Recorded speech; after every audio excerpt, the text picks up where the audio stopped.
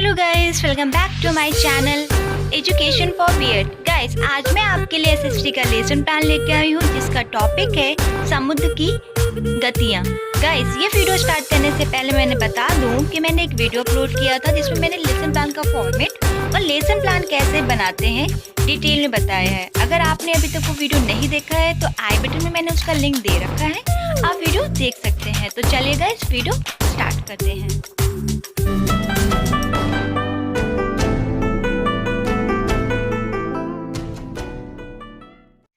पाठ योजना, पाठक्रम संख्या, आपकी जो पाठक्रम संख्या वो लिखेंगे। दिनांक, जिस डेट में आप टीचिंग करेंगे वो डेट लिखेंगे। दिन, जो अभी आपका दिन है वो दिन लिखेंगे। विषय सामाजिक विज्ञान। प्रकरण समुद्र की गतियाँ। विद्यालय, जिस विद्यालय में आप इंटर्नशिप करेंगे उस विद्यालय का नाम। कक्षा, जिस क्लास में आपने टीच किया है वो क्लास लिखेंगे। कलांश, जिस पीरियड में आपने टीचिंग की वो पीरियड लिखेंगे, 1 to 8 जो भी हो। समयावधि 45 मिनट। शिक्षण विशिष्ट उद्देश्य, विशिष्ट उद्देश्य में गाइस पहले से कॉलम बनाना है। क्रम संख्या, शिक्षण बिंदु, शिक्षण लक्ष्य, विशेषताएं। 1 ज्ञानात्मक, 1.1 चार समुद्र की गतियों के बारे में प्रत्यास्मरण कर सकेंगे। 1.2 चार समुद्र के बारे में प्रत्यभिज्ञान प्राप्त कर सकेंगे।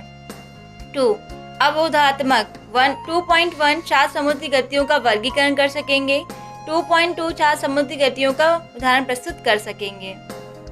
3 अनुज्ञात्मक, 3.1 चार समुद्री गतियों को ज्ञात कर सकेंगे। 3.2 चार समुद्री गतियों की पुष्टि कर सकेंगे।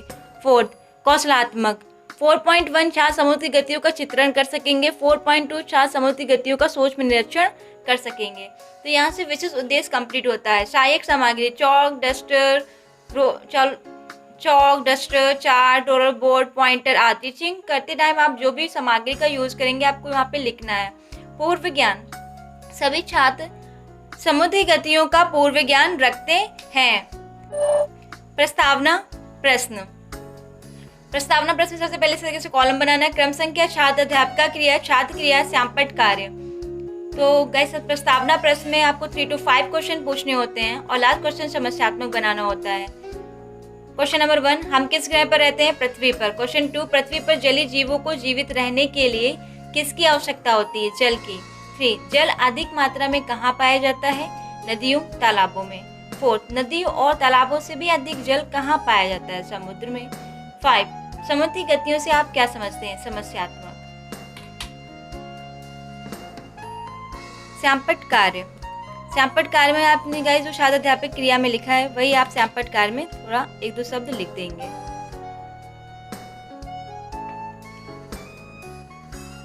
प्रस्तुतिकरण, प्रस्तुतिकरण में गाइस आपको ऐसे कॉलम बनाना है। क्रम संख्या, शिक्षण बिंदु, शिक्षण लक्ष्य, छात्र अध्यापिका क्रियाएं, छात्र क्रियाएं, शिक्षण विधि एवं सहायक सामग्री, श्यामपट्ट कार्य। क्रम संख्या 1, आपको शिक्षण बिंदु 1 टीचिंग पॉइंट 1 समुद्र की गतियां, इसमें विकसात्मक प्रश्न पूछने हैं। जैसे कि मैंने पहले भी बताया है, विकसात्मक प्रश्न पूछेंगे, थर्ड समस्यात्मक बनाएंगे क्वेश्चन, ठीक है। समुद्र की गतियां। 1.1 स्थल मंडल किसे कहते हैं? पृथ्वी की सतह को जहां पर हम रहते हैं। 1.2 जल मंडल किसे कहते हैं? पृथ्वी के चारों ओर जल, जिसे जल मंडल कहते हैं। 1.3 समुद्री गतियों से आप क्या समझते हैं? समस्यात्मक। क्वेश्चन आंसर पूछा है तो प्रश्नोत्तर विधि। छात्र अध्यापिका कथन या छात्र अध्यापक कथन। पृथ्वी पर लगभग 71% भाग जल है और 29% भाग स्थल है, इसलिए पृथ्वी को नीला ग्रह कहा जाता है। पृथ्वी पर पाए जाने वाले 97% से अधिक भाग सागरों में पाया जाता है। सागरों के रूप में जल की प्रचुरता के कारण हमारी पृथ्वी अनोखी है। छात्र क्रिया में लिखेंगे, छात्र ध्यानपूर्वक सुनेंगे। विधि हो जाएगी व्याख्यान विधि, आपने एक्सप्लेन किया है व्याख्यान विधि, आपको ऐसे इमेज लगानी है। और श्यामपट्ट कार्य में आपने जो भी छात्र अध्यापक कथन में लिखा है वही सेम आप श्यामपट्ट कार्य में कॉलम में लिखेंगे। तो गाइस, यहाँ से फर्स्ट टीचिंग पॉइंट कंप्लीट होता है, यानी कि पहला शिक्षण बिंदु कंप्लीट होता है। शिक्षण बिंदु 2 टीचिंग पॉइंट 2 तरंगे, इसमें विकसात्मक प्रश्न पूछेंगे। 2.1 पृथ्वी पर कितने प्रतिशत भाग जल है? 71%। 2.2 पृथ्वी पर कितने प्रतिशत भाग स्थल है? 29%। 2.3 तिरंगे से आप क्या समझते हैं? समस्यात्मक। क्वेश्चन आंसर पूछा तो प्रश्नोत्तर विधि हो जाएगी। छात्र अध्यापिका कथन या छात्र अध्यापक कथन। समुद्र में तरंगों को जन्म कई कारणों से होता है, परंतु इसमें पवन सबसे अधिक महत्वपूर्ण होती है। तरंगों समुद्र की सतह पर पवनों द्वारा जल को ढकेलने जाने की प्रक्रिया के कारण बनती है। जल की सतह से टकराकर पवनें उसे विभिन्न स्थान से उठा देती हैं, जिसे मोड़ों के रूप में जल ऊपर नीचे होता है। इन्हें तरंगे कहा जाता है। छात्र ध्यान पूर्वक सुनेंगे। विधि व्याख्यान विधि हो जाएगी। श्यामपटकार में क्या करना है कि जो भी आपका छात्र अध्यापिका कथन में लिखा है वही आप श्यामपटकार में से लिख देंगे।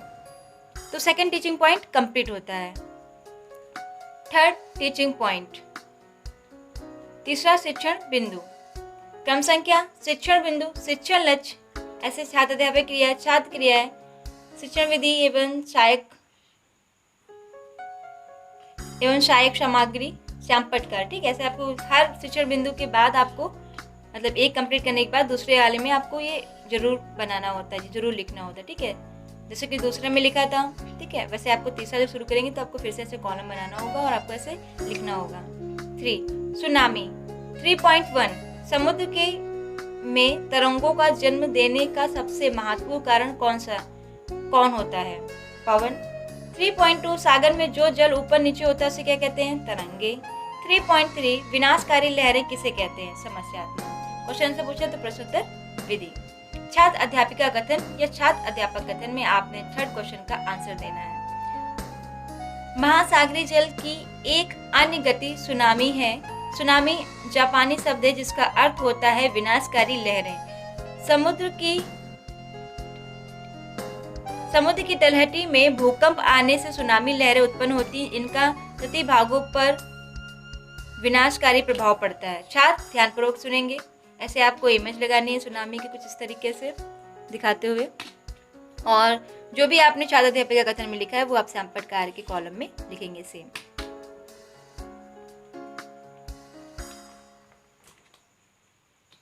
तो guys third teaching point complete होता है।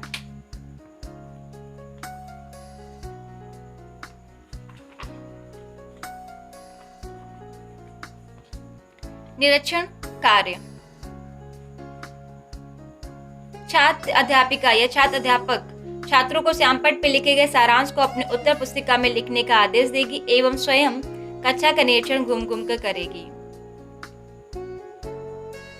छात्र अध्यापिका या छात्र अध्यापक छात्रों को श्यामपट पे लिखे गए सारांश को अपने उत्तर पुस्तिका में लिखने का आदेश देगी या देंगे एवं स्वयं कक्षा का निरीक्षण घूम कर करेगी या करेंगे।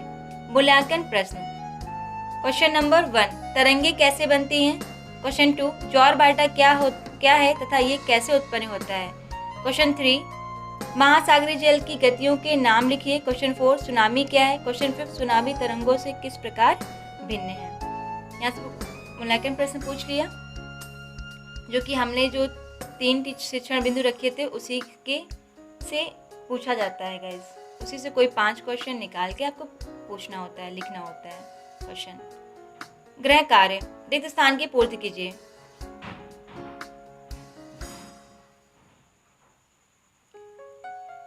रिक्त स्थान की पूर्ति कीजिए। क्वेश्चन नंबर 1 पवन डैश वायु दाब से फिर डैश वायु की ओर चलती है। क्वेश्चन 2 भारत में डैश पवनों का कटिबंधनी चक्रवात आते हैं। क्वेश्चन 3 पछुआ पवन डैश पवनों के प्रकार हैं। क्वेश्चन 4 चिनूक पवन डैश देश में संबंधित हैं। 5 पृथ्वी पवनों को डैश भी कहा जाता है। तो गाइस यहाँ से लेसन प्लान कंप्लीट होता है। आपको पसंद आया हो, आपके लिए हेल्पफुल रहा हो तो please guys like my video, subscribe my channel, share my video and do comments also. मिलते हैं नेक्स्ट वीडियो में एक नए लेसन प्लान के साथ। तब तक के लिए बाय बाय।